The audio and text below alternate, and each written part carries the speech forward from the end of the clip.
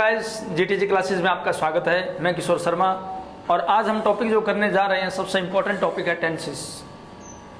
Verb and tenses का topic जो है वो हर एग्जाम के लिहाज से, हर ग्रामर के किसी भी पार्ट के अकॉर्डिंग वो बहुत ज़्यादा आवश्यक होता है। और सभी जो स्टूडेंट है इसी के अंदर डिफ़िकल्टी महसूस करते हैं कि सर टेंस से टेंशन होती है। इतनी मुश्किल बात नहीं है गाइस। टेंस का काम क्या होता है, सबसे पहले मैं ये बताऊं कि टेंस हम यूज़ क्यों करते हैं, टेंस का क्या यूज़ होता है। टेंस का हम यूज़ करते हैं या टेंस का यूज़ होता है ओनली एंड ओनली समय बताने के लिए। सेंटेंस में हमें ये पता लगता है कि ये कौन से समय की बात है, नहीं तो लिखे हुए सेंटेंस में हमें कैसे पता लगेगा कि कौन सा काल है, ये किस समय की बात है, पास्ट की है, प्रेजेंट की है, फ्यूचर की है। और समय आपको पता है तीन ही प्रकार का समय होता है, पास्ट होता है, प्रेजेंट होता है एंड फ्यूचर होता है। ओनली 3 काइंड ऑफ टेंसेस, मूल रूप से 3 ही प्रकार के टेंस होते हैं। बाकी जो होते हैं वो इनके पार्ट होते हैं। कॉन्टिन्यूस है, परफेक्ट कॉन्टिन्यूस है, ये इसके पार्ट होते हैं। और एग्जाम के लिहाज से ये इंपॉर्टेंट क्यों है, क्योंकि जिस बच्चे के टेंस क्लियर है, टेंस जिसके समझ में आते हैं, जिसके समझ में आता है कि कौन से समय का सेंटेंस है, वही पैसेज को बढ़िया तरीके से कर सकता है। अकेले जो हम कोर्स आपको प्रोवाइड करवा रहे हैं इसी में नहीं, कोई भी एग्जाम हो, इवन चाहे वो 10th +2 हो या किसी भी कंपटीशन का आप एग्जाम पेपर है वो उठा के देख लेना, उसमें आपको पैसेज जरूर मिलेगा, एक पैरा जरूर मिलेगा जिसमें से आंसर फाइंड करने होते हैं। बढ़िया तरीके से कौन पर कर पाएगा, जिसको थोड़ी टेंस की समझ है। और इसी पे आधारित होते हैं अपने ग्रामर के, जैसे वॉइसेज है, नरेशन है, पार्टिसिपल है, ये सभी बेस होते हैं, इसी के ऊपर उनका बेस होता है, टेंसेस के ऊपर टिका होता है। तो हम टेंसेस के बारे में आज बात करेंगे। क्या होते हैं टेंस, कैसे इनका यूज़ किया जाता है, कैसे हमें पहचानना होता है, आपको सिंपली पहचान भी बताएंगे। सबसे बढ़िया तरीका होता है कि आप सेंटेंसेस बना के देखें, जो आपको करवाया जा रहा है ना वो, तो उनके आप सेंटेंसेस है वो बना के देखें और फिर पहले इनके रूल पढ़ें और फिर सेंटेंस बना के देखें, उसके बाद में एरर फाइंड करना सीखें। ये एक वे होता है किसी भी चीज़ को सीखने का, टेंसेस को सीखने का। तो सबसे पहले हम बात कर लेते हैं हमारे मुख्य टेंस। सबसे जो पहला टेंस होता है that is called present indefinite.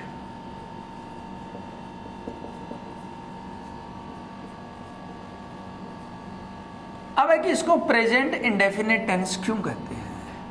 Present हो गया अपना वर्तमान का समय है, ये इंडेफिनिट अनिश्चित है, इसके काम कभी भी कंप्लीट नहीं होते, अनिश्चित रहते हैं। और टेंस क्या होता है, समय। तो वर्तमान के जितने भी अनिश्चित कार्य हैं वो सब किस में आएंगे, टेंस में, इंडेफिनिट टेंस के अंदर आएंगे, वो प्रेजेंट इंडेफिनिट टेंस के अंदर आएंगे। और इसमें कौन से कार्य आते हैं जो अनिश्चित रहते, कंप्लीट नहीं होते। सबसे पहले हमने ये जानना है कि इसमें हम क्या इस्तेमाल करते हैं। जैसे सिंगुलर की हम बात करें, ही है, सी है, इट है, या किसी का नाम है। सिंगुलर में किसी का नाम है, सिंगुलर कोई भी चीज़ है, उसमें हम लगाते हैं वर्ब की फर्स्ट फॉर्म और उसके साथ एस या ईएस। अब कि सर एस या ईएस का क्या चक्कर होता है, जिसमें पहले से ई लगा हुआ एस लगा देंगे, और कुछ होते हैं उनमें ओनली एस लगता है। जैसे मान लो प्लेज लिखना है हमने, ईएस नहीं लगेगा, ओनली एस लगता है। ये सिंगुलर एंड प्लूरल में आप देख सकते हैं कैसे बनाए जाते हैं, वहाँ भी ये मेथड बताया होता है। यहाँ एस लगता है, यहाँ ईएस लगता है। देन और डू और डज का यूज, ये डज हेल्पिंग वर्ब है, ये इनके साथ ही लगेगी। और जो सब्जेक्ट प्लूरल में आते हैं जैसे I, we, you and they, verb की फर्स्ट फॉर्म का यूज होगा, हेल्पिंग वर्ब है वो डू लगेगी। इनका प्रयोग किस में होता है, एक तो होता है नोट में, जब हम नोट लगाते हैं या होता है इंट्रोगेटिव में, प्रश्नवाचक में। सिंपल वाक्य में इनका डू डज का प्रयोग नहीं होगा। हमें याद क्या रखना है, याद हमें केवल इतना रखना होता है कि जब सिंगुलर सब्जेक्ट हो हमारा तो वहां हम वर्ब के साथ ऐसे लगाएंगे। अगर हमें नोट लगाना पड़े तो हम लगाएंगे डज नॉट। यहां देखिए प्लूरल में कोई भी सेंटेंस होता है, सब्जेक्ट उसका प्लूरल हो तो वहां हम वर्ब की फर्स्ट फॉर्म लगाएंगे, एस नहीं लगेगा। और नॉट का प्रयोग करना हो तो डू नॉट लगाएंगे। डू और डज हम जहां भी लिखेंगे वहां फिर एस नहीं लगेगा, सीधी सी बात है। ये इतना स्ट्रक्चर आपके समझ में आ गया होगा। मेनली ये टेंस इतना ही होता है कि इसके साथ इसका यूज करते हैं और इनके साथ इसका यूज करते हैं। हमें ये पता हो एस किसके साथ लगता है, डज का यूज है वो किसके साथ होता है, और डू का यूज है वो किसके साथ होता है।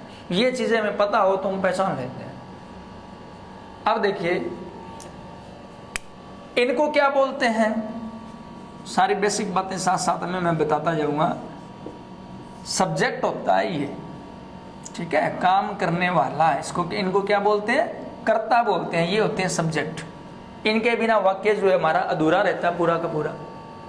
तो कुछ बच्चों को ये नहीं पता होता कि सब्जेक्ट क्या होता है, हेल्पिंग वर्ब क्या होती है, और टीचर पढ़ा रहा है कि पहले सब्जेक्ट लगाओ, फिर हेल्पिंग वर्ब लगाओ, फिर मेन वर्ब लगाओ, फिर ऑब्जेक्ट लगाओ। तो हम बेसिक जो पॉइंट है वो साथ साथ में, आप जीरो से आप हीरो बनेंगे। सब्जेक्ट इनको बोलते हैं। और ये क्या होती है, ये होती है हमारी helping verb. Sorry, helping verb नहीं है, इनको बोलते हैं वर्ब्स। वर्ब की फॉर्म कौन सी लगेगी, ये वर्ब हो गई अपनी, ये हेल्पिंग वर्ब है। हेल्पिंग वर्ब क्या होती है, सहायक क्रिया जो वाक्य को बनाने में सहायता करती है। ऑक्सिलरी वर्ब्स भी बोलते हैं, जेमार वोजवर उनको ऑक्सिलरीज भी बोलते हैं।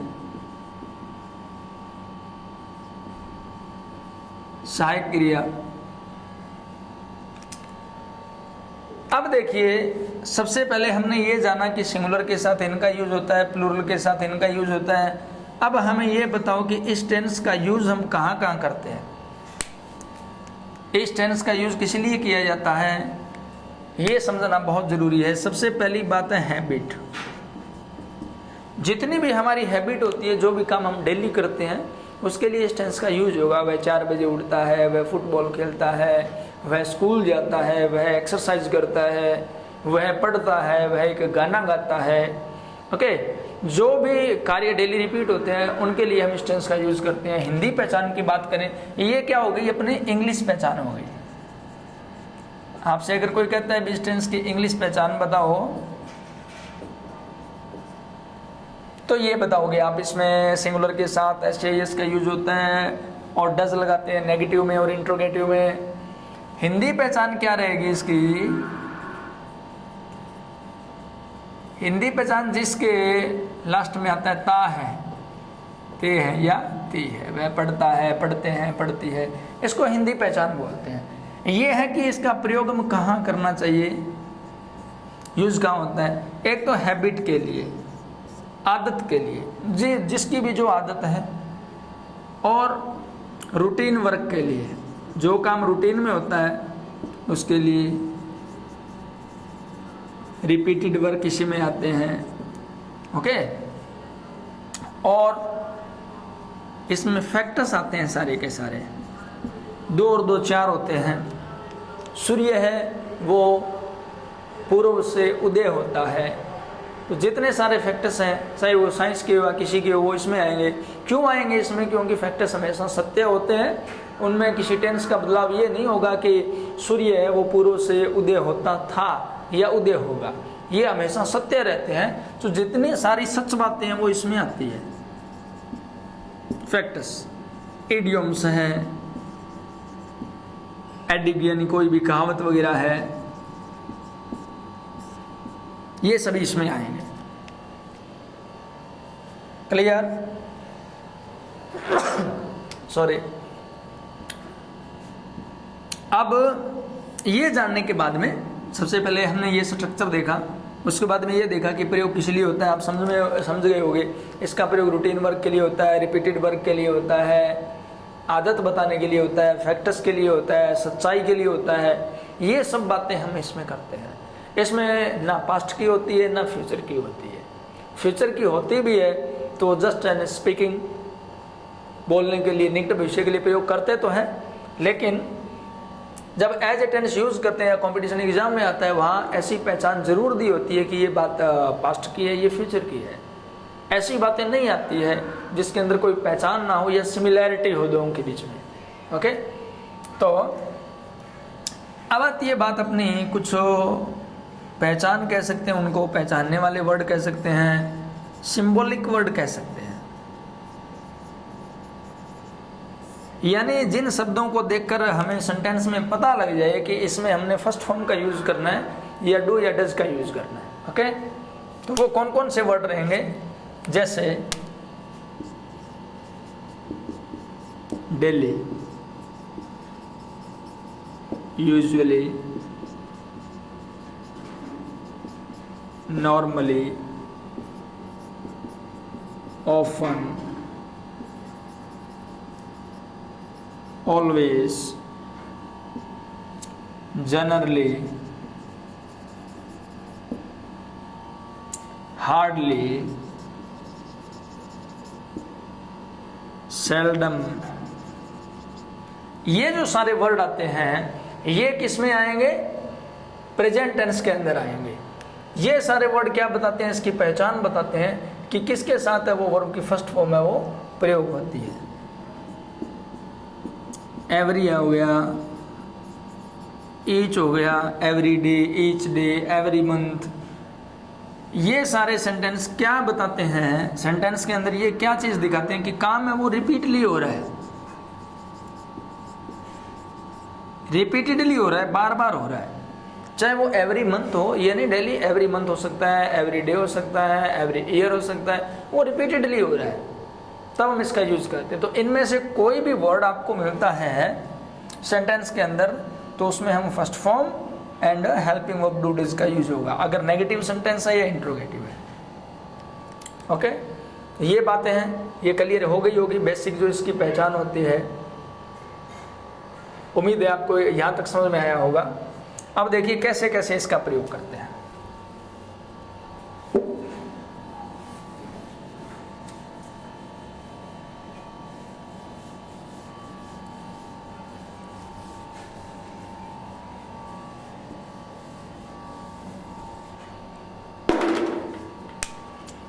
इसका यूज देखिए आप, सबसे पहले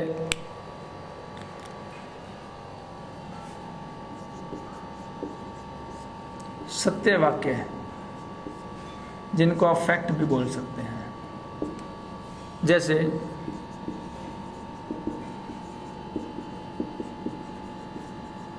सन राइजेज इन द ईस्ट। यहां पहले देखेंगे सिंगुलर है या प्लूरल है, हमें इसमें दो ही चीजें नोट करनी है। Sun rises in the east, यहाँ सिंगुलर है तो हमने यहाँ क्या लगा दिया, एस लगा दिया। ई पहले से लगा हुआ था, एस लगा दिया हमने, यहाँ सिंगुलर है। और ही प्लेज फुटबॉल डेली, ये हमने सेंटेंस लिखा। अब इसको ये सत्यवाक्य की बात करें, जैसे water boils at 100 degree Celsius.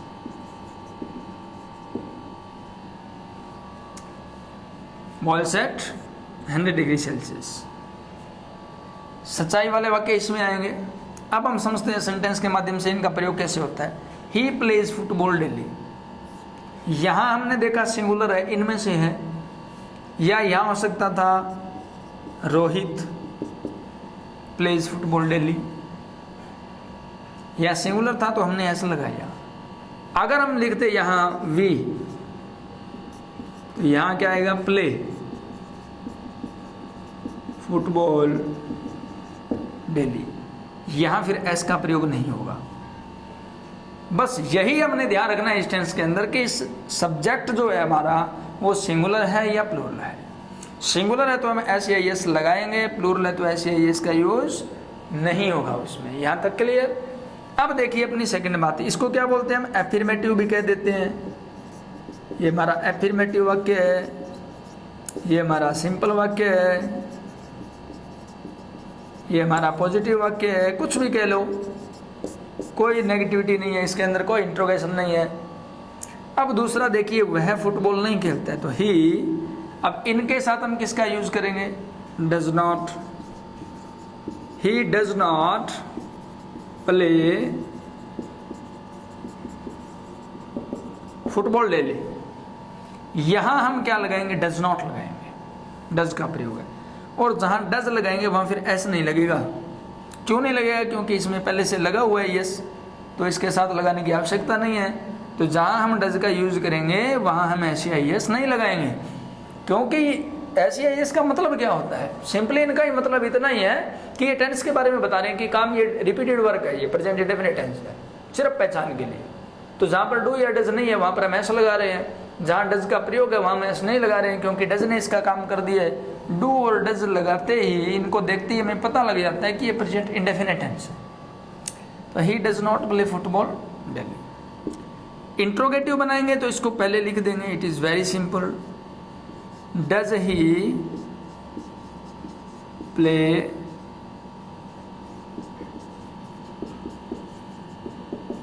Football daily, और इंट्रोगेशन मार्क। और चौथा ये भी बनाते हैं कि क्या वह नहीं खेलता है, does he not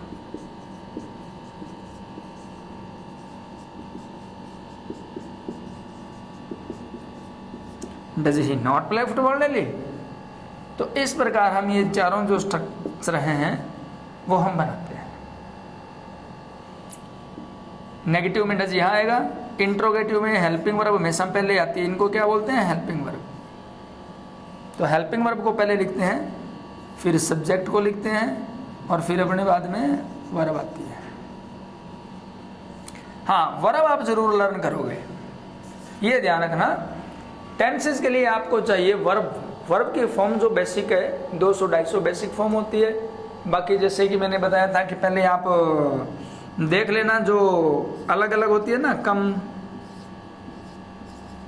cam, come, no,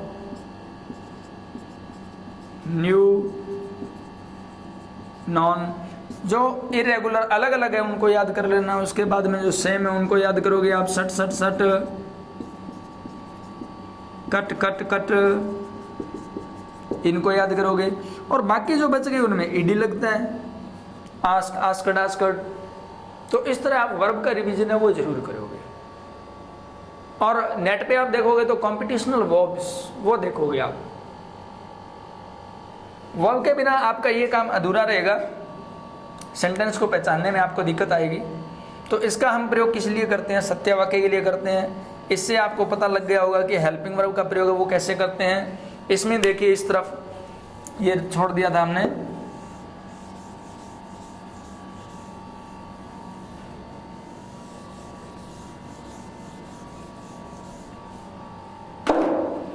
we play football daily.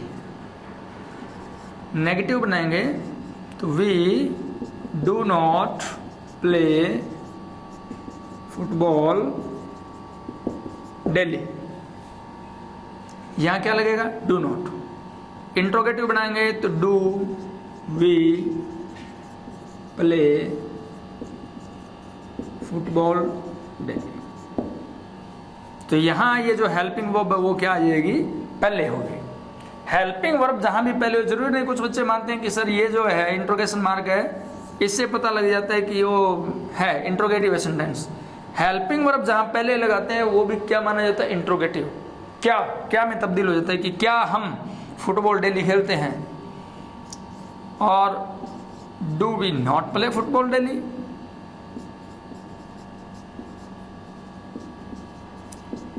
Do we not play football daily.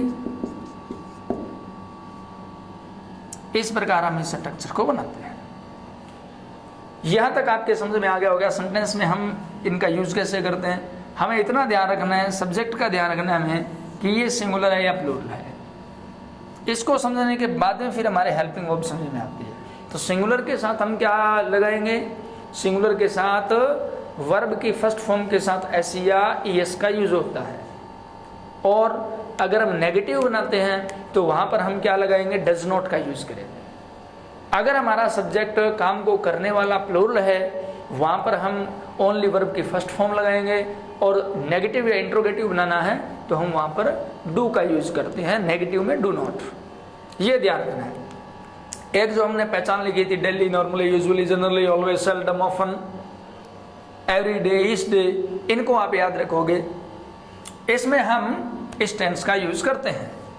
अब चलिए अपने नेक्स्ट देख लेते हैं। जितने सारे टाइप होते हैं हमारी कोशिश रहेगी आपको करवाया जाए। तो ये हमने देखा था कि सत्य वाक्य के लिए हम इसका प्रयोग करते हैं प्रेजेंट इंडेफिनिट टेंस का। अब सत्य वाक्य के बाद में अगर हम किसी चीज पे अपना अधिकार व्यक्त करते हैं, जैसे अधिकार हो या संबंध हो, ही बिलोंग्स टू दिल्ली, वह दिल्ली से बिलोंग करता है, और ही या सी हैज ए बुक, उसके पास एक बुक है। ओके। अब कुछ स्टूडेंट ये मानते हैं कि सर ये तो हैज आ गया, हैज के साथ थर्ड फॉर्म का यूज करते हैं। यहां पर ये क्या है, हेल्पिंग वर्ब नहीं है, ये यहां पर वर्ब का काम करती है।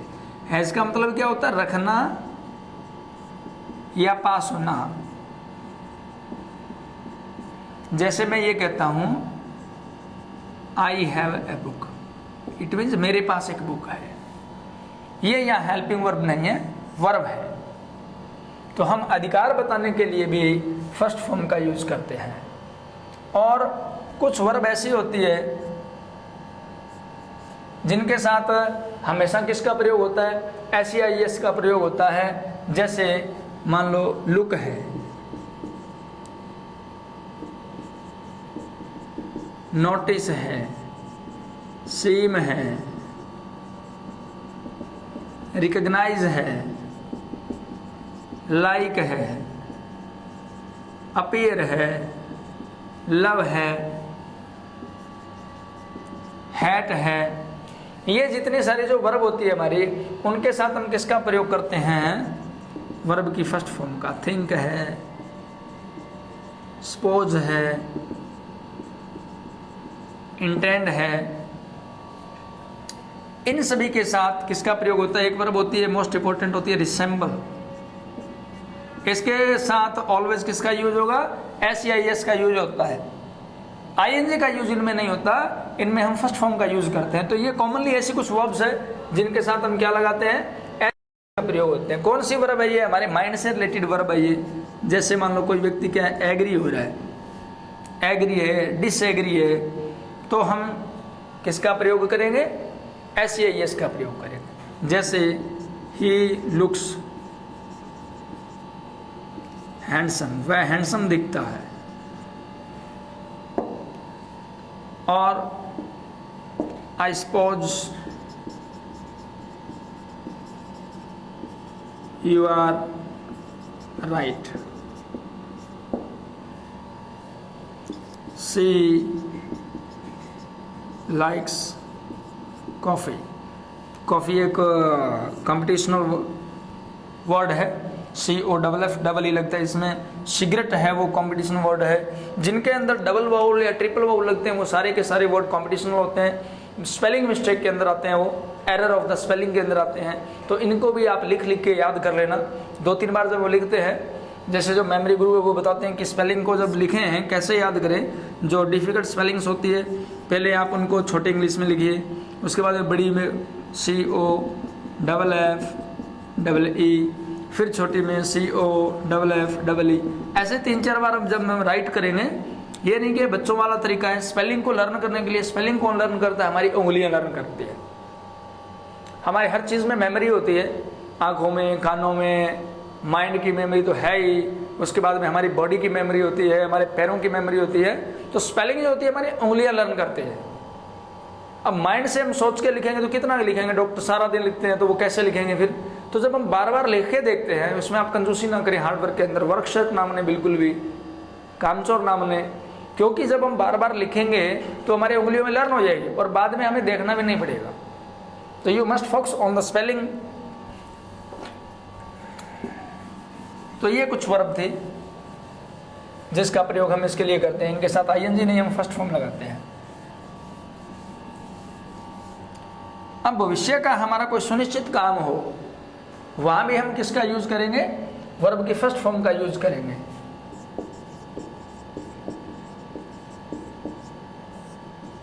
भविष्य का सुनिश्चित करें, ये क्या है, इस टेंस के सारे प्रयोग है कि हम कहां कहां इनका प्रयोग होता है। कंफ्यूज मत होना बिल्कुल भी, क्योंकि आपको जो सेंटेंस मिलेंगे उसमें पहचान दी होगी, आप उनको पहचान सकते हैं। यहाँ पर हम प्रयोग बता रहे हैं कि ऐसे ऐसे इनका प्रयोग किया जा सकता है और इनका प्रयोग होता है, ताकि पैसेज को समझने में आसानी हो। इनमें जितनी ज़्यादा आप माथापच्ची करोगे, सीखने का एक ही तरीका होता है, इंटरफेयर विद द वर्ड्स, शब्दों के साथ दखल अंदाजी करो, उनको आगे पीछे करके देखो, सेंटेंस को आगे पीछे करके देखो, नेगेटिव बनाओ, इंट्रोगेटिव बनाओ, उनको बोल के देखो, इससे वो हमारे माइंड के अंदर सेट हो जाता है। अगर हम सिंपली लर्न कर रहे हैं, पढ़ लिया, सिंपली पढ़ रहे हैं, तो इजी कम इजी गो वाली कहावत लागू हो जाती है, जो आसानी से आती है, दिमाग में चीज़ आसानी से चली जाती है। हमें ज़्यादा गहराई से याद क्यों रखना होता है, क्योंकि मान लो ये आप फर्स्ट टेंस कर रहे हो, ये आपके समझ में आ रहा है, लेकिन इसमें अगर आपने टाइम नहीं लगाया तो आप इसके बाद वाला टेंस, फिर उसके बाद वाला टेंस जब आप करोगे तो ये फिर आपकी समझ से धीरे धीरे दूर होने लगेगा। और अगर हम जितना उसमें ज़्यादा समय लगाएंगे, फोकस करेंगे, उतना ही ज़्यादा देर वो हमारे माइंड के अंदर टिक सकेगा। इसीलिए हम इसके ऊपर चर्चा कर रहे हैं ये पूरी तरह से कि कैसे कैसे इसका प्रयोग होता है। तो भविष्य का जो सुनिश्चित काम होता है उसके लिए, जैसे द स्कूल ओपन्स इन जुलाई, जुलाई के अंदर स्कूल है वो खुलेंगे, तो हम इसका प्रयोग करेंगे, प्रेजेंट का प्रयोग होगा। या निकट भविष्य के लिए भी हम इसका यूज करते हैं सुनिश्चित कार्यक्रम के लिए। She goes to Bombay next month, next month वो बॉम्बे जाएगी, ये उसका सुनिश्चित कार्यक्रम है। यहाँ भी हम किसका प्रयोग कर सकते हैं, फर्स्ट फॉर्म का प्रयोग कर सकते हैं। क्यों, क्योंकि एज ए ग्रामेटिकल रूल जब हम सेंटेंस बनाएंगे तो उसमें हम भविष्य के लिए क्या लगाते हैं, शैल विल लगाते हैं। लेकिन ये बात आपको क्यों बताई जा रही है, फिर ये इसलिए बताई जा रही है कि अगर सेंटेंस दिए हों, 4 सेंटेंस दिए होते हैं एग्जाम के अंदर, उसमें से फाइंड करना होता है रॉन्ग एंड राइट, तो हमें ये पता हो कि इसके लिए भी यूज होता है, तो हमारा रॉन्ग नहीं होगा। हमें ये पता होगा कि हाँ, सुनिश्चित अगर कार्यक्रम हो भविष्य में तो भी फर्स्ट फॉर्म का यूज होता है, ये रॉन्ग नहीं है, ये बात हमने पढ़ी हो। वरना स्टूडेंट क्या करते हैं, सी विल गो टू बॉम्बे, अब उनके दिमाग में ये फिट होता है कि ये शैल विल है, यही सही होते हैं, ये चीज़ गलत है। तब हम ये सीख रहे हैं कि सुनिश्चित कार्यक्रम होना भविष्य का सुनिश्चित कार्य है, वहां भी हम क्या करेंगे, फर्स्ट फॉर्म का यूज करते हैं। नेक्स्ट देखिए, ये था निकट भविष्य के लिए। अधिकार के लिए हमने पढ़ा, अधिकार के लिए यूज करते हैं, निकट भविष्य के लिए यूज करते हैं। एंड थर्ड वन इज शर्त सूचक वाक्य में।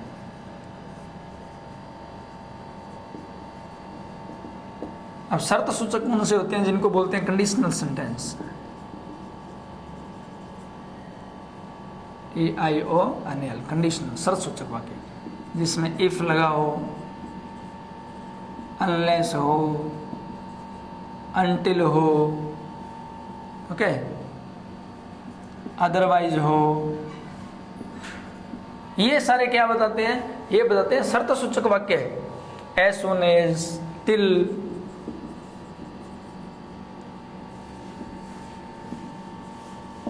ये सभी क्या बताते हैं, शर्त सूचक वाक्य बताते हैं। शर्त के साथ कि यदि ऐसा हुआ तो वहाँ हम यूज करेंगे वर्ब की फर्स्ट फॉर्म का।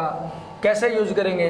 जैसे शर्त सूचक में दो बातें होंगी, इफ यू रन फास्ट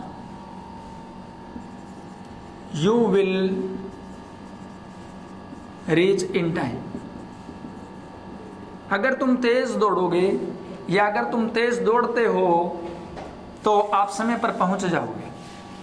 तो इसमें इसके लिए हम यूज करेंगे फ्यूचर इंडेफिनिट का, फ्यूचर इंडेफिनिट, और पहले सेंटेंस के लिए फर्स्ट फॉर्म का, वर्ब की फर्स्ट फॉर्म का यूज होगा। इफ वाला सेंटेंस हो उसमें जो मुख्य वाक्य होगा उसके लिए हम फ्यूचर इंडेफिनिट का यूज करेंगे, शैल विल फर्स्ट फॉर्म का यूज करेंगे, और दूसरा जो वाक्य है इफ के बाद वहां वर्ब की फर्स्ट फॉर्म यूज होगी। ये दोनों आप याद रख सकते हो।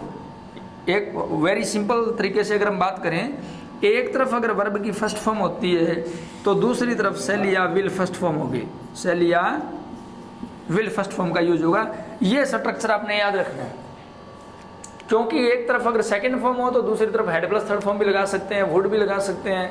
ओके, तो एक तरफ अगर इफ वाले कंडीशनल सेंटेंस के अंदर फर्स्ट फॉर्म लगी हो तो दूसरी तरफ हम क्या लगाएंगे? शैल विल फर्स्ट फॉर्म। जैसे इसमें व्हेन भी लिखिए आप, व्हेन शी कम्स, जब वह आएगी,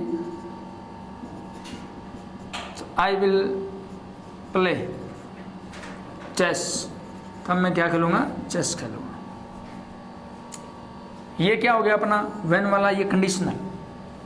तो इसमें व्हेन के साथ क्या लगेगी? वर्ब की फर्स्ट फॉर्म, और इसमें शैल विल फर्स्ट फॉर्म। तो ये भी आपने ध्यान रखना है, शैल या विल फर्स्ट फॉर्म। मान लो ये सेंटेंस दिया हुआ है और यहाँ डैश है, तो आपने देखा इसमें शैल विल का यूज है, फर्स्ट फॉर्म है, तो यहाँ हमने कौन सी फॉर्म लगानी है? वर्ब की फर्स्ट फॉर्म। या अगर ऐसे दिया हो यहाँ फर्स्ट फॉर्म लगी है, यहाँ डैश दिया हो, तो हम क्या लगाएंगे? शैल विल या फर्स्ट फॉर्म लगाएंगे। ये था अपना शर्त सूचक वाक्य। उम्मीद है आपको समझ में आ गया होगा।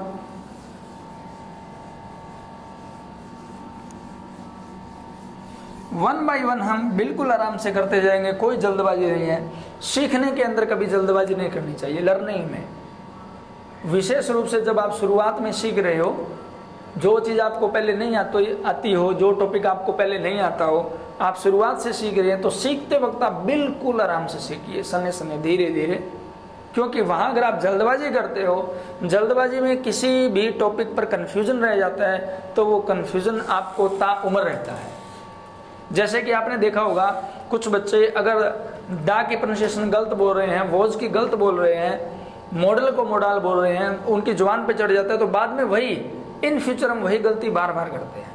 ओके, एक बार अगर हम कंफ्यूज हो गए कि पता नहीं डज किसके साथ लगता है या डू किसके साथ लगता है, और हमने इस बात को स्किप कर दिया, तो इन फ्यूचर के लिए भी हमने, जब तक हम जिएंगे तब तक हमारे माइंड में एक बार वो गलती जरूर आएगी, पता नहीं डू ऐसे होता है डज। जैसे आपने देखा होगा कुछ बच्चे क्या करते हैं, बी को उल्टा लिख दें, बी ऐसे है ना, बी को ऐसे लिखेंगे। बी या डी में उनके कन्फ्यूजन हो जाता है, शुरुआत में उनके ताउम्र कन्फ्यूजन रहता है।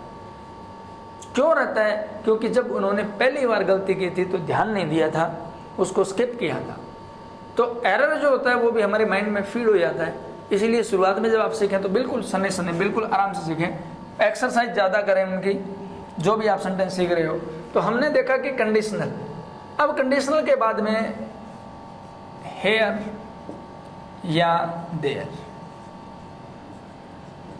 से शुरू वाक्य। जब हम किसी बात पर जोर देते हैं, हेयर और देयर का यूज करते हैं, तब हम किसका यूज करेंगे? फर्स्ट टेंस का। जैसे हेयर कम्स द ट्रेन, यहां ट्रेन आती है। देयर गोज द ट्रेन, वहां ट्रेन जाती है। तो ये हमने जोर देकर कहा, हेयर और देयर का हमने यूज किया, तो यहां हम किसका प्रयोग करेंगे? फर्स्ट फॉर्म का यूज होगा। तो ये भी आपने ध्यान रखना है, हेयर और देयर का प्रयोग जब हम दबाव देकर करते हैं तो वहां हम किसका प्रयोग करते हैं? ये वर्ब की फर्स्ट फॉर्म का प्रयोग करते हैं। अब देखिए लेखन कार्य के लिए, अगर लेखक कोई चीज लिखता है, लेखक की कोई उक्ति है या कोई वाक्य है और हम उसी भाषा में कहना चाहते हैं तो हम क्या कहेंगे? जैसे हमने लिखा Shakespeare says, Shakespeare says man place his role on the stage of the world। मनुष्य क्या करता है? अपना रोल प्ले करता है इस संसार के अंदर। ये कौन कहता है? शेक्सपियर कहता है। तो यहाँ हम किसका प्रयोग करेंगे? फर्स्ट फॉर्म का प्रयोग है। हालांकि बात पास्ट की है, लेकिन जो बात इन्वर्टेड कॉमा में बंद हो जाती है और जैसे जैसे लेखक कहता है कि उसने ये बात कही तो हम उसको सेम वैसे ही लिखते हैं, उसी टेंस में जिस प्रकार उसने वहाँ लिखा हुआ था सेम हम उसी तरह से उसका प्रयोग करते हैं। जैसे kid says beauty lies in the every object of nature. प्रकृति की हर चीज के अंदर सुंदरता होती है। तो यहाँ हम किसका यूज करेंगे? फर्स्ट फॉर्म का। तो लेखक की कोई भी उक्ति हो वहाँ भी हम किसका प्रयोग करेंगे? फर्स्ट फॉर्म का प्रयोग करेंगे। तो ये कुछ बातें थी। अब देखिए हम यूज करेंगे इस टेंस का।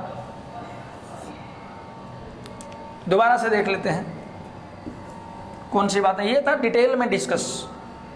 हम डिस्कस है वो डिटेल में करते हैं। हमें हमेशा कोई चीज समझने के लिए उसकी डिटेल में जाना चाहिए, अलग अलग प्रकार के सेंटेंस देखने चाहिए, अलग अलग प्रकार की एक्सरसाइज देखनी चाहिए, अलग अलग प्रकार के सेंटेंस का हमें यूज करना चाहिए अंडरस्टैंडिंग बढ़ाने के लिए।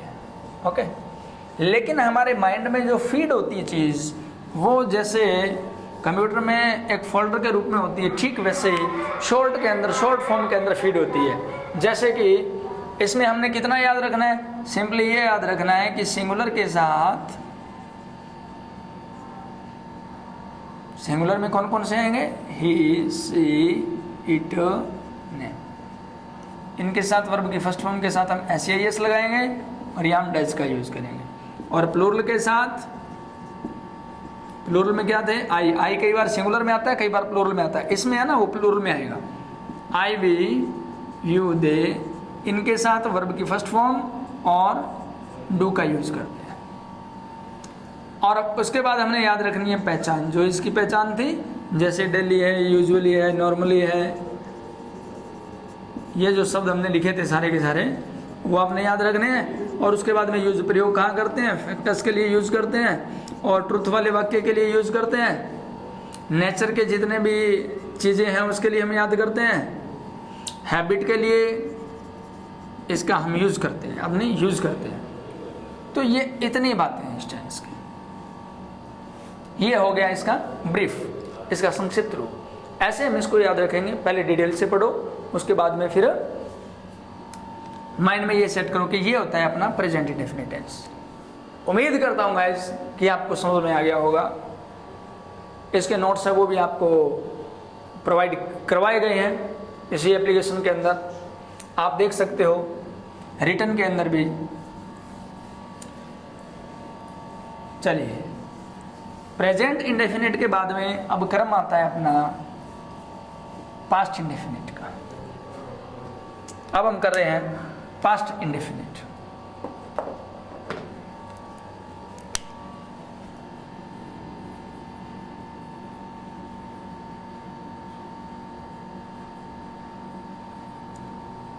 पास्ट इंडेफिनिट टेंस, भूतकाल, पहले की बात। कौन सी? अनिश्चित। अनिश्चित क्यों? और ये हो गया अपना समय या काल। किसी समय से पहले नहीं, कंप्लीट नहीं हुआ है। ओके, कार्य वो अभी भी क्या इसमें अनिश्चित है। परफेक्ट में पूरा होता है, इनमें अनिश्चित रहता है, किसी न किसी रूप में कार्य हमारा अनिश्चित रहता है। तब हम इसका यूज करते हैं पास्ट इंडेफिनिट का। इसकी अगर हम बात करें हिंदी पहचान क्या रहने वाली है?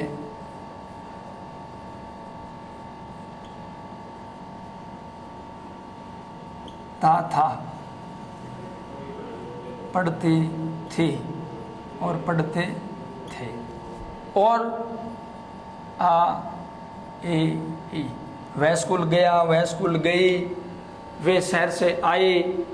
तो आ ए ई भी जहाँ लास्ट में हो वहाँ भी हम इसका यूज करेंगे। और वह पढ़ता था, पढ़ती थी, पढ़ते थे, उसके लिए भी हम इस टेंस का यूज करते हैं। अब देखिए इस टेंस की इंग्लिश पहचान क्या रहेगी। पास्ट के जितने भी टेंस है ना वो बहुत इजी हैं औरों की बजाय। इजी क्यों है? क्योंकि इसमें सिंगुलर और प्लूरल का कोई चक्कर नहीं है, हेल्पिंग वर्ब सभी के साथ सेम लगेगी। ओके, इसलिए इनको आसान माना गया है। जैसे मानो ही, सी, इट, चाहे किसी का नाम हो, आई हो, वी हो, यू हो, दे हो, सभी के साथ क्या यूज होगा? वर्ब की सेकंड फॉर्म यूज होगी। और अगर हमने वाक्य को नेगेटिव बनाना है या इंट्रोगेटिव बनाना है तब हम किसका यूज करेंगे? डिड का यूज करेंगे। और डिड जहां भी आएगा तो डिड के साथ फर्स्ट फॉर्म, चाहे वो नेगेटिव में हो चाहे इंट्रोगेटिव में हो, डिड के साथ फर्स्ट फॉर्म लगेगी। डिड के साथ फर्स्ट फॉर्म क्यों लगती है? क्योंकि सेकंड फॉर्म का काम किसने कर दिया है? डिड ने कर दिया है। इसलिए डिड के साथ सेकंड फॉर्म लगाने की आवश्यकता नहीं है। तब हम डिड के साथ वर्ब की फर्स्ट फॉर्म का यूज करते हैं। ये हो गया अपना स्ट्रक्चर। ये क्या हो गए? अपने सब्जेक्ट। ये हो गई इसमें वर्ब और ये हो गई हेल्पिंग वर्ब। ये इसकी इतनी इंग्लिश पहचान है कि इनके साथ हम वर्ब की सेकंड फॉर्म अगर लगी हो तो आपको पता होना चाहिए कि ये पास्ट इंडेफिनिट टेंस है और वहाँ डिड का ही यूज होगा। सेकंड फॉर्म के साथ कभी भी डू और डज का यूज नहीं होता है, सेल विल का यूज नहीं होता है, वॉज वर का यूज नहीं होता है। सेकंड फॉर्म एक ऐसी फॉर्म है जिसके साथ और किसी भी चीज का प्रयोग नहीं होता है, आईएनजी का यूज भी नहीं होता है। कुछ बच्चे रिटर्न में ये करते हैं कि वो ही वॉज गो देयर या he was went there. Second form से आगे या पीछे कुछ यूज नहीं होगा, second form only second form. अब देखिए इसकी कुछ पहचान बता देते हैं आपको। सिंबॉलिक वर्ड जिनको बोलते हैं,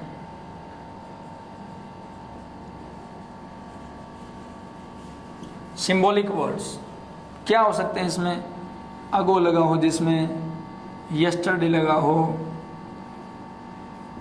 बिफोर डे लगा हो, कोई सन लिखा हो, एंशिएंट टाइम लिखा हो, प्रीवियस डे लिखा हो, यानी कोई भी ऐसा शब्द जिससे हमें यह पता लगे कि बात पहले की है, तब हम क्या करेंगे? पास्ट इंडेफिनिट टेंस का यूज करेंगे। अब देखिए इसका यूज किस लिए होता है। ये क्या हो गए? सिंबॉलिक वर्ड हो गए, कुछ प्रतीकात्मक शब्द कह सकते हैं इसको। इंग्लिश पहचान भी कह सकते हैं कि इंग्लिश पहचान हो गई, इंग्लिश वर्ड की पहचान। ऐसे अगर कुछ सेंटेंस के अंदर ये वर्ड लगे हो या मान लो हम कोई पैसेज पढ़ रहे हैं उसमें ये वर्ड आते हो तो हमें ये पता लग जाता है कि ये बात पास्ट की है और हमने सेकंड फॉर्म का यूज करना होता है। अब देखिए इस टेंस का यूज जो है वो हम किस लिए करते हैं? पास्ट की कोई भी हैबिट हो, पास्ट की आदत के लिए इसका यूज करेंगे। पास्ट की सिंगल इवेंट के लिए इसका यूज करेंगे। कोई भी सिंगल घटना हो पास्ट की, क्योंकि एक के बाद जब घटना यूज होती है दूसरी, तब हम कौन से टेंस का प्रयोग करते हैं? पास्ट परफेक्ट का यूज करते हैं। उसमें बिफोर आफ्टर का यूज होता है, लेकिन इसमें ओनली पास्ट इंडेफिनिट टेंस का अगर हम यूज करते हैं तो उसमें क्या होगा? सिंगल हैबिट जो होगी वो सिंगल हैबिट होगी। या कोई पास्ट का सन दिया हो तब हम पास्ट इंडेफिनिट का यूज करेंगे। अब देखिए बिफोर और आफ्टर, इसमें बिफोर के बाद मान लो किसी सेंटेंस में बिफोर लगा हुआ है तो बिफोर के बाद हम वर्ब की सेकंड फॉर्म का यूज करेंगे। और आफ्टर से पहले यानी उल्टा, आफ्टर क्या होता है? बाद में, तो इससे पहले जो है वर्ब की सेकंड फॉर्म का यूज होगा। ये भी आपने ध्यान रखना है। और मोस्टली व्हेन के बाद भी वर्ब की सेकंड फॉर्म यूज होगी जब इससे पहले क्या हो, वॉज वर आईएनजी हो, वॉज या वर आईएनजी हो। जैसे she was cooking the food, वो भोजन बना रही थी। व्हेन आई वेंट, जब मैं गया। तो व्हेन के बाद में हमने किसका यूज किया, वर्ब की सेकंड फॉर्म का, और उससे पहले वॉज वर आईएनजी का। आपने हर बात को नोट करना है, हर बात को ध्यान में रखना है। जैसे दोनों में से कोई भी हो, यहाँ सेकंड फॉर्म हो तो हम यहाँ वॉज वर आईएनजी लगा देंगे, यहाँ वॉज वर आईएनजी दिया हो तो यहाँ सेकंड फॉर्म। बिफोर आफ्टर में देखते हैं, जैसे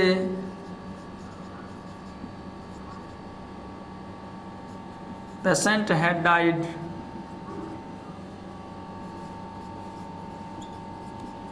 before the doctor came.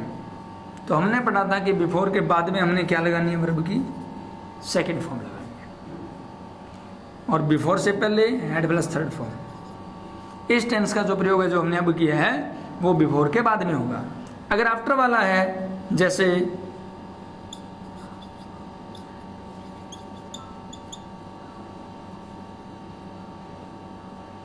The passenger came after the train had gone, कि ट्रेन के जाने के बाद में पैसेंजर आया। आफ्टर से पहले डैश है तो हमने किसका यूज किया, वर्ब की सेकंड फॉर्म का यूज किया। तो इस तरह से हमने इसका यूज करना है, बिफोर के बाद में और आफ्टर से पहले हम इसका यूज करेंगे। उम्मीद है यहां तक आपके समझ में आ गया होगा।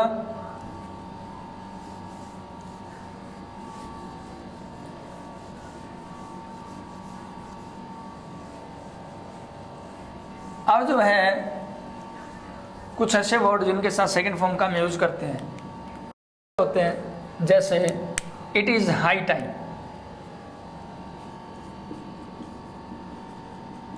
ये भी आपने याद रखने हैं, नोट कर सकते हो आप। इट इज हाई टाइम, कि यह उचित समय था कि he went coaching, he went to coaching centre, कि वहां कोचिंग के लिए गया। इट इज हाई टाइम, ये उचित समय था। ये अगर वर्ड आता है तो यहां हम किसका यूज करेंगे, वर्ब की सेकंड फॉर्म का यूज करेंगे हाई टाइम के बाद में। या it is about time, event coaching centre. It is high time या इट इज अबाउट टाइम का जहां पर प्रयोग हो उसके बाद हम किसका यूज करेंगे, वर्ब की सेकंड फॉर्म का यूज करेंगे। अब कुछ है एडवर्ब। अगर कुछ एडवर्ब ऑफ टाइम लगती है वहां भी हम किसका यूज करेंगे, जैसे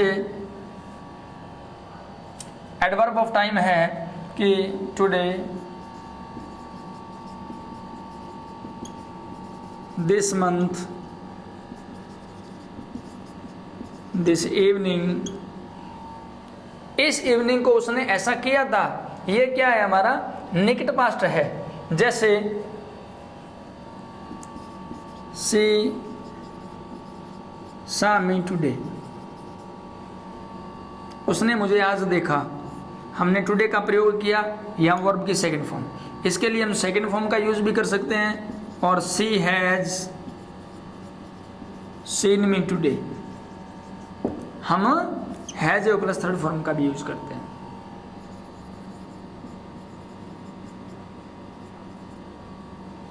कंफ्यूज नहीं होना है, दो का यूज करते हैं तो दोनों आपको पता हो कि इसके लिए इसका भी यूज करते हैं, तभी आप एग्जैक्टली इनको पहचान पाओगे कि इसमें हम वर्ब की सेकंड फॉर्म का भी यूज करते हैं और हैज ए थर्ड फॉर्म का भी यूज करते हैं। जो काम हमारा निकट पास्ट में समाप्त होता है, जो काम अभी भी समाप्त होता है, उसके लिए हम मेनली किस टेंस का प्रयोग करते हैं, उसके लिए हम हैज ए थर्ड फॉर्म का यूज करते हैं।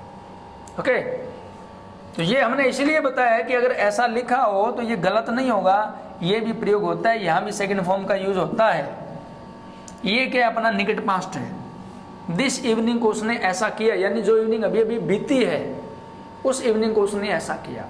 तो जो निकट पास्ट होता है उसके लिए हम किसका यूज करते हैं? सेकंड फॉर्म का यूज करते हैं। Is it clear?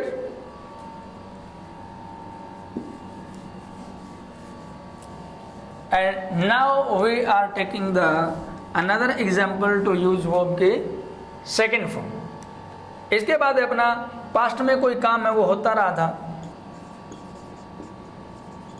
पास्ट की हैबिट मान लेते हैं। ही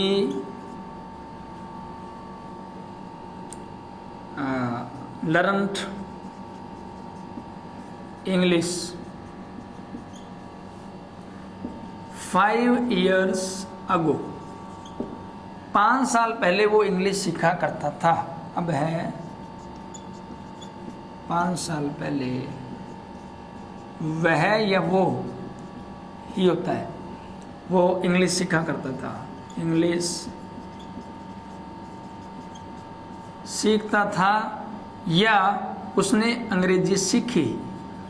ये हिंदी मैंने इसलिए लिखी है क्योंकि अगर ई आता हो लास्ट में, ई आता था, हिंदी पहचान, ये दोनों में से कोई भी हो वहाँ हम वर्ब की सेकंड फॉर्म का यूज करेंगे जब आप सेंटेंस बनाते हो।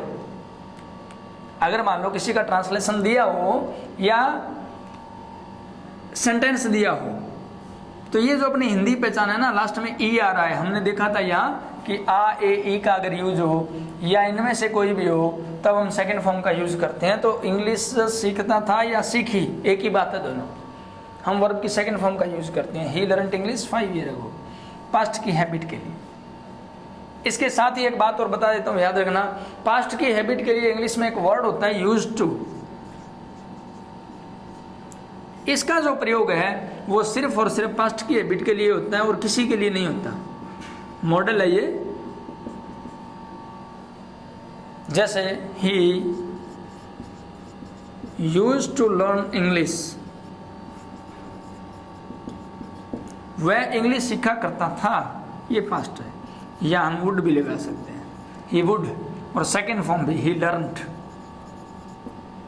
इंग्लिश। इन तीनों में से हम किसी का यूज कर सकते हैं। पास्ट की हैबिट के लिए इनका यूज होता है, सेकंड फॉर्म का, वुड का और यूज टू का प्रयोग होता है। अब इसके बाद में आते हैं अपने नेक्स्ट एग्जाम्पल के ऊपर।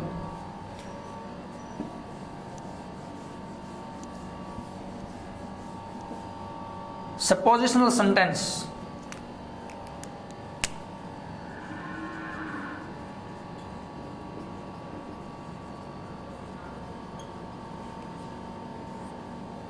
धारणात्मक वाक्य कह सकते हैं, काल्पनिक वाक्य कह सकते हैं, जिसमें जो हमने प्रेजेंट में पढ़ा था, जिसमें यूज हो एज इफ का, कि मानो ऐसा हुआ, द होगा यद्यपि, या व्हेन का हमने यूज किया था। जिस वाक्य में हम कोई सपोज करते हैं, किसी बात को मानते हैं, तब हम इसका प्रयोग करते हैं। जैसे I wish,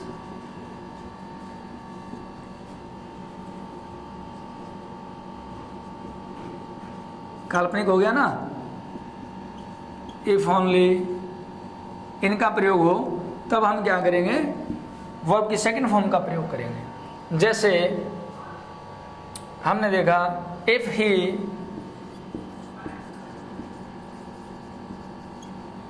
became principal,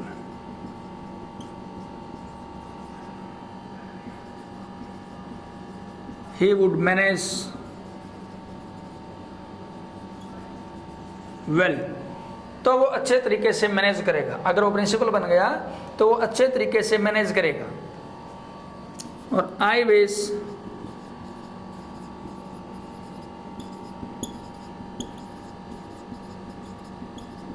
I were PM of India,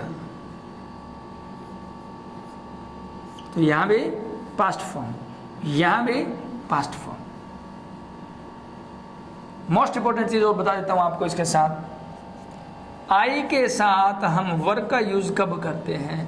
पूरी ग्रामर में एक ही जगह आई के साथ वर्ग का यूज होता है, और वो होता है काल्पनिक वाक्य के लिए। जब हम ये करते हैं काश में पीएम होता है, if I were A PM, if I were A doctor, जहां हम इमेजिनेशन करते हैं, कल्पना करते हैं, सपोज करते हैं, वहां हम किसका यूज करेंगे? वर का यूज करेंगे। कल्पना, अगर ऐसा होता, वहां आई के साथ हम वर का यूज करते हैं, अदरवाइज पूरी ग्रामर के अंदर हम इसका यूज नहीं करते।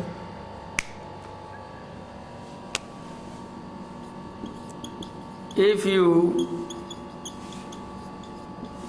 रीच्ड इन टाइम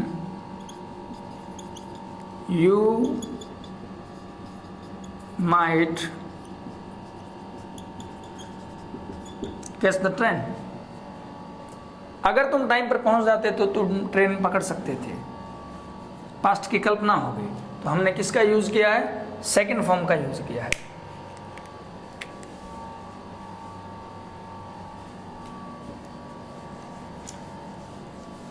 इनके बाद आ जाते हैं हम पास्ट में बीत रहे दो कार्य के लिए। जैसे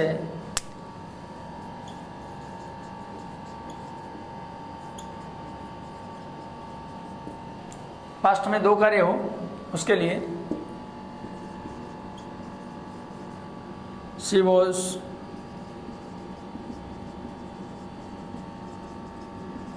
राइटिंग अ लेटर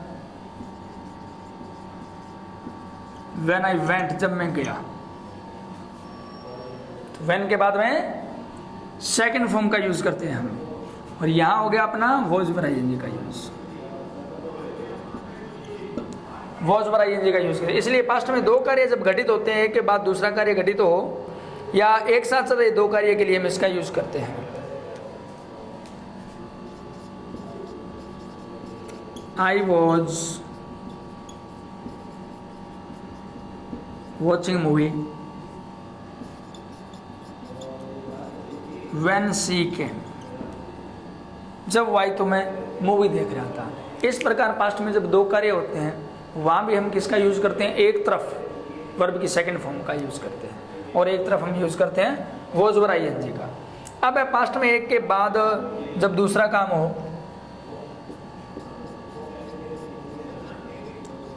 एक के बाद दूसरा कार्य, तब भी हम किसका यूज करेंगे? वर्ब की सेकंड फॉर्म का।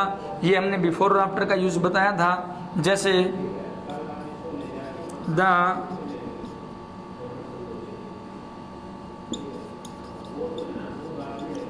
Patient had died before the doctor came.